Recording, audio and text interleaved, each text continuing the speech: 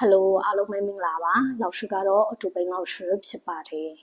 老师ဒီနေ့မျှဝေပေးချင်တာကတော့ရှေ့လ28ရက်နေ့ကမြန်မာနိုင်ငံမှာလှုပ်ခတ်ခဲ့တဲ့အင်အားကြီးငလင်တန်းကြောင့်လူအမြောက်အများဘေးဒုက္ခရောက်နေတာတွေနဲ့သူတို့တွေကိုဘယ်လိုကူညီပေးနိုင်တယ်လဲဆိုတာတွေကိုပါရှေ့လ28ရက်နေ့ကမြန်မာနိုင်ငံရဲ့မန္တလေးနဲ့စကိုင်းမှာလောက်ခတ်ခဲ့တဲ့ငလင်က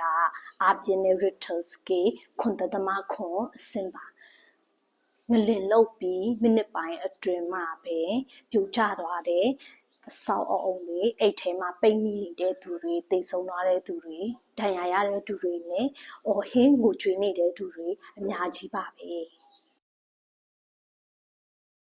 ဒီအင်အားကြီးငလင်တန်းကြောင့်ဦးမဲအိမ်မဲဖြစ်တဲ့သူတွေအများကြီးပါပဲလောက်ရှုတကယ်ကိုစိတ်မကောင်းဖြစ်မိပါတယ်သူတို့တွေကိုဘယ်လိုနည်းနဲ့ကူညီပေးနိုင်ပါသလဲငွေကြေးတက်နိုင်တဲ့သူတွေကငွေကြေးထောက်ပံ့လူဒန်းလို့ရပါတယ်ဒါအပြင်အစာဆေးဝါးထမင်းထုံးရေတန့်ဘူးတက်စားရေစတာတွေလည်းလူဒန်းလို့ရပါတယ်ငွေကြေးမတက်နိုင်တဲ့သူတွေကလည်းလောက်အားနဲ့ကူညီပေးလို့ရပါတယ်အင်တာနက်လိုင်းရသူများကငလင်တန်းကြောင့်ဒုက္ခရောက်နေတဲ့သူတွေအကူအညီတောင်းထားတဲ့ post ကိုမြင်ရင်ကူညီပေးနိုင်ပါကကူညီပါမကူညီပေးနိုင်ပါကလည်း post ကို share ခြင်းဖြင့်ကူညီပါငလင်အတွက်ထုတ်ပြန်ထားတဲ့သတင်းတွေဆိုရင်လည်း share ပါနောက်တစ်ခုတတိထားရမှာကမ share ခင်မှာဒီသတင်းအချက်လက်တွေကမှန်ဝေဖန်စစ်စစ်ပြီးမှသိချမှမှန်ကန်မှ share ပေးတင်ပါတယ်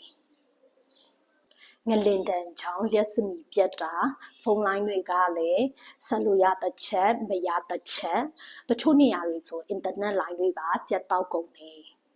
အဆက်အသွယ်မရဘူးကူညီတောင်းလို့မရဘူးရေတွေပြက်လက်ကုန်တာလည်းရှိတယ်လန်တံတားတွေလည်းပျက်စီးကုန်တာတွေလည်းရှိတော့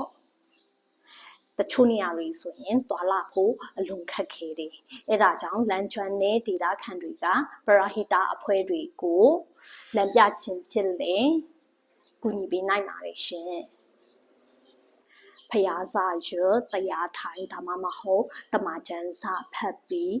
အလုံးပေးကင်းအောင်ဆုတောင်းပေးတာကလည်းကူညီခြင်းတစ်မျိုးပါပဲ